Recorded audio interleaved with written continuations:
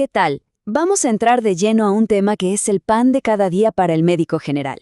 Y por supuesto, un punto que no puede faltar en la preparación para el UNACOM. Nos vamos a enfocar en la enfermedad diverticular no complicada, haciendo una revisión clínica súper concentrada y de alto rendimiento. A ver, esta es la hoja de ruta que vamos a seguir para que todo quede clarísimo. Partimos con las definiciones, que es la base. Luego, entendemos el porqué de la enfermedad, cómo llega el paciente a la consulta, cómo lo confirmamos, qué hacemos, y al final, un repaso con lo más preguntable para el examen.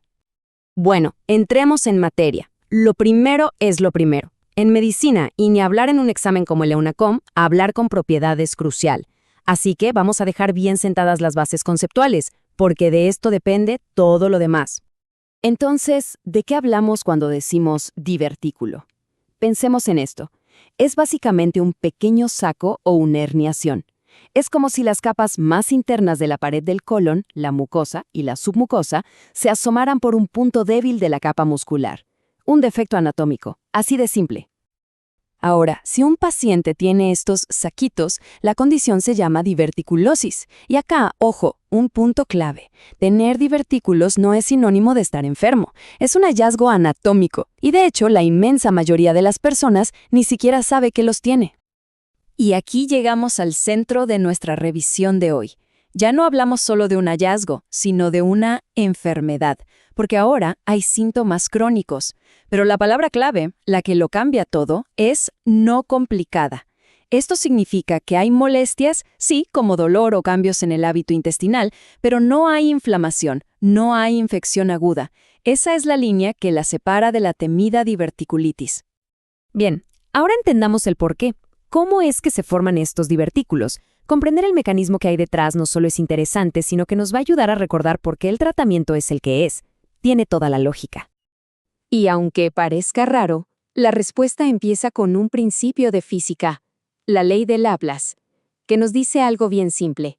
En un tubo, como lo es el colon, a menor diámetro, mayor es la presión en su interior. Hay que quedarse con esta idea. Y esta cascada lo explica perfecto. Miren, todo parte con una dieta baja en fibra. Esto produce heces más duras y de menor volumen. Para moverlas, el colon tiene que hacer mucha más fuerza, o sea, aumenta la presión en su interior. Esto pasa sobre todo en el sigmoides, que es la parte más angosta. Y finalmente, esa presión tan alta empuja las capas internas a través de los puntos más débiles de la pared muscular, que son precisamente por donde entran los vasitos sanguíneos. Perfecto, ya tenemos el qué y el por qué. Ahora vamos al cómo se ve esto en la consulta, en el día a día. Diferenciar entre el paciente asintomático, el sintomático no complicado y el que ya tiene una complicación es fundamental para la práctica. Aquí la cosa se divide en dos grandes grupos.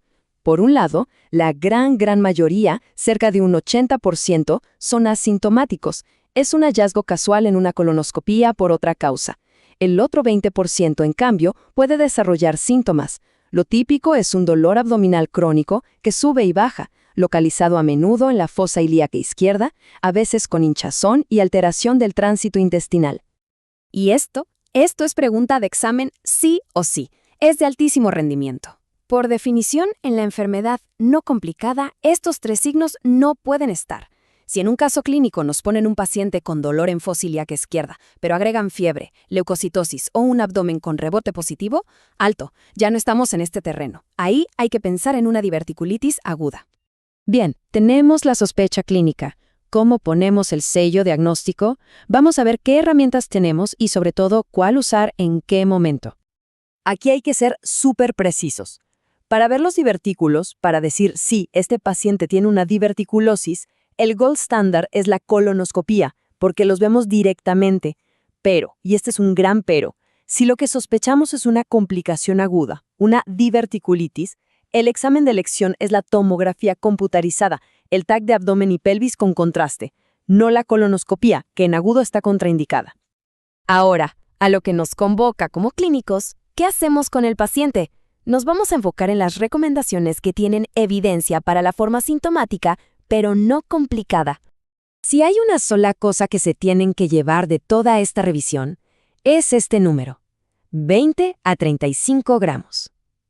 La piedra angular del tratamiento, la intervención más importante, es aumentar la ingesta de fibra. ¿Por qué? Porque volvemos al origen.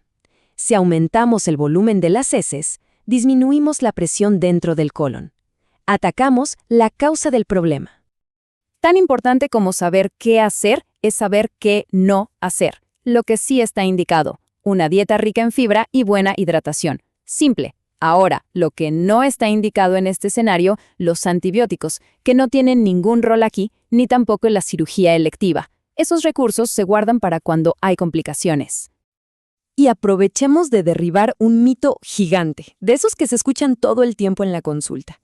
Por años se prohibió a los pacientes comer semillas, frutos secos o choclo por el miedo a que se metieran en un divertículo. Bueno, la evidencia actual es clara, no hay ninguna relación. Consumir estos alimentos no aumenta el riesgo de nada, así que podemos decirle a nuestros pacientes que coman tranquilos. Listo, para cerrar, vamos a repasar los puntos clave. El destilado de alto rendimiento para el ENACOM, los conceptos que tienen que quedar grabados. Primero, la causa. Dieta pobre en fibra, que genera más presión sobre todo en el sigmoides. Corto y preciso. Segundo, el tratamiento. La respuesta casi siempre va a girar en torno a la fibra.